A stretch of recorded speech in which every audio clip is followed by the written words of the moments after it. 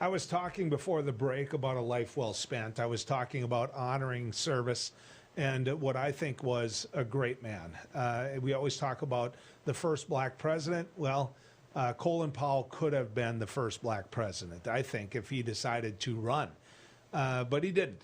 He didn't. And that would have been just one more chapter in his life that didn't diminish the public service that we know about. Andrew Rich is Dean of the Colin Powell School for Civic and Global Leadership with the City College of New York. Let's bring Andrew in and have a conversation with him. Mr. Rich, good to have you coming down the road with us. Hi, Joel. Thanks very much. Thanks for having me. You wouldn't have took this job unless you believed in it. Talk to me why. Yeah, I do believe in it. You know, so City College of New York is an extraordinary institution. It was the first free academy in the United States, the first place that really stood out to say all young people in this country deserve, at the time, a free and now an affordable and outstanding college education. And it's always been a place for immigrant kids, for poor kids, for kids from all backgrounds to come and find an education. It's what Colin Powell did. And he was the son of Jamaican immigrants. He was born in Harlem. He grew up in the South Bronx. And as he likes to say, when he was looking at colleges, it was City College or nowhere. He always joked that he'd go around the country giving speeches and people somehow assumed he'd gone to West Point. And he said, I didn't get to go to West Point. I could not have gone to West Point. It really was only City College. And we did for him what we do for so many folks. And so when he was finishing up his service to government, he became reacquainted with his alma mater. And I was there as an assistant professor at the time. And he had agreed to let us use his name for a center that would honor him. But he hadn't, had the bandwidth to really tune in on it. But he came to campus. He met with a group of the students who were supported as Colin Powell Fellows.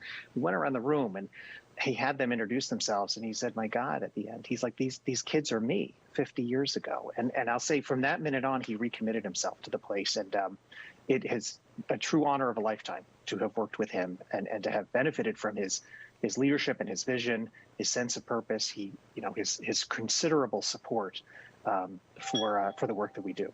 Obviously, those students are going to learn a lot from his experience. They're going to learn a lot from just an example of public service. But what are the goals beyond that?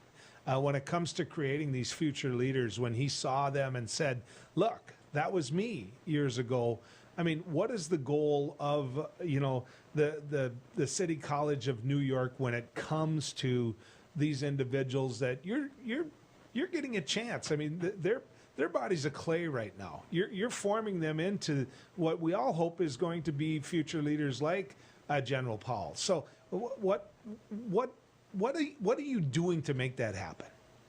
Yeah, I mean, we have different programs that take students in different ways. First, I should say the Colin Powell School is fundamentally a school of social sciences. So we're the largest student division at City College, 4,000 students. But we're also home to all of the leadership development and public service programs at the college. And so it is a kind of, in a unique way, we're marrying these two together. And a lot of what it adds up to is intensive training, actual credit-bearing courses, but also co-curricular experiences to help students get in touch with how you connect the dots between your lived experience, what you're learning in the classroom, and the kind of jobs and careers you want to have. 75% of the students who go to City College and are in the Colin Powell School are the first in their families to go to college. More than 50% of our students are immigrants.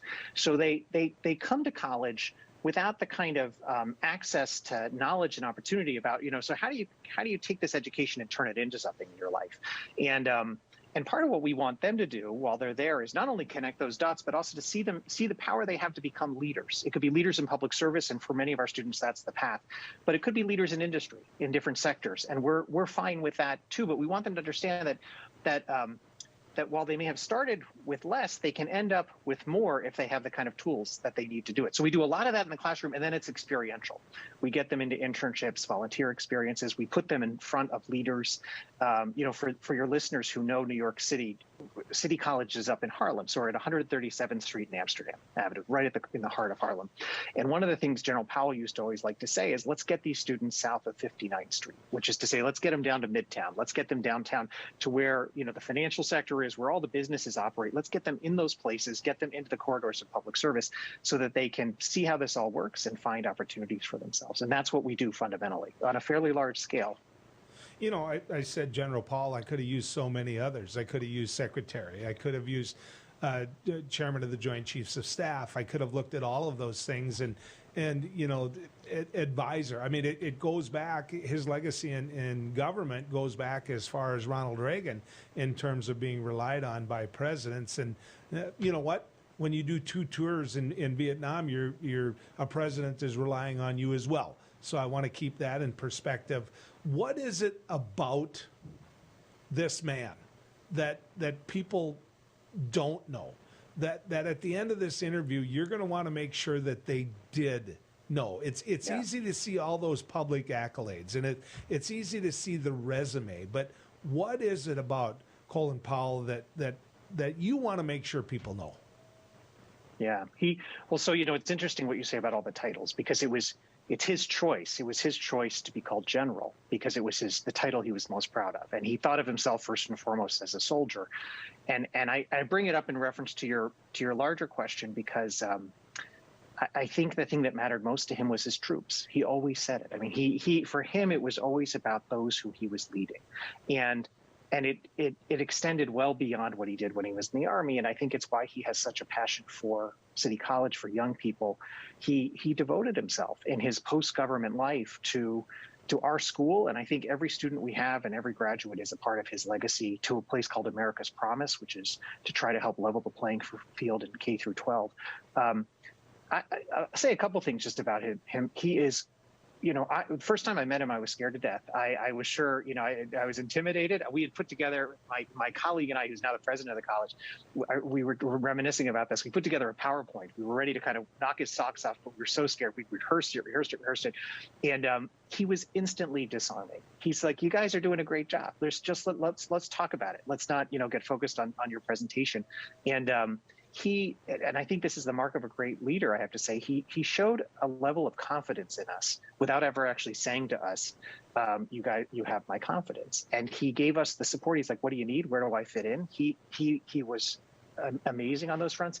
He had an amazing sense of humor. He was perhaps, you know, one of the best storytellers I've ever met. And he was humble. And just two quick stories on this front.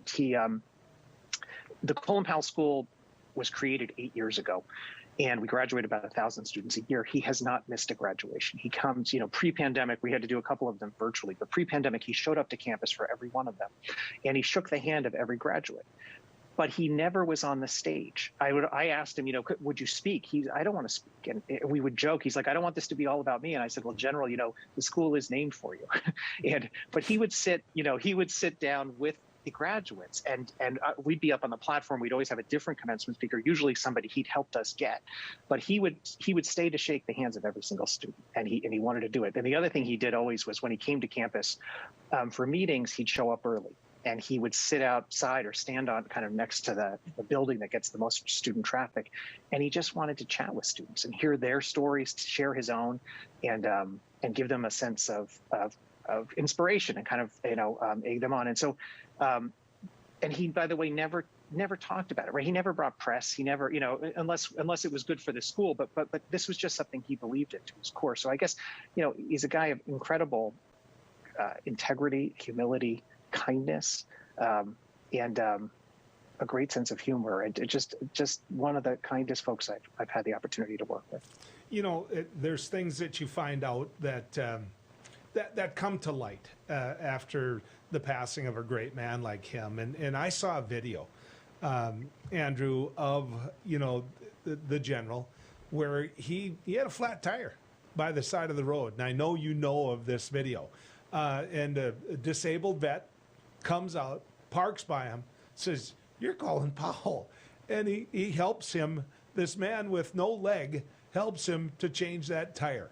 And the interaction they had, I mean, that alone is a beautiful video that I think America needs to watch.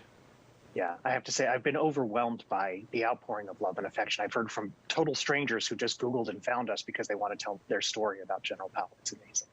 Andrew, you work at a great place. Andrew, Rich, and you know, a lot of people are tugging at you right now, and you still gave us some of your time. So I appreciate that. My pleasure. Thank you very much for having me.